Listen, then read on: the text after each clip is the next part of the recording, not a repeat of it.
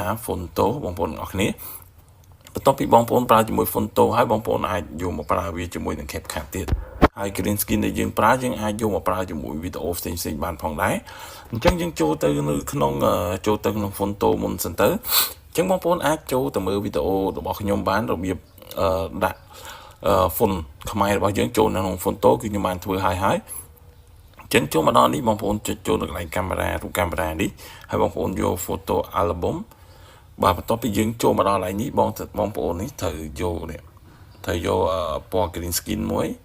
បាទបន្ទាប់មកយើងយកពីថាដាក់ចឹងបងប្អូនសរសេរអក្សរអីមួយមកយើងដាក់ឥឡូវខ្ញុំដាក់សូមស្វាគមន៍ចេះខ្ញុំដាក់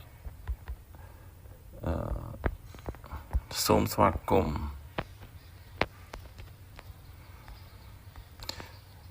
សូមស្វាគមន៍មកកាន់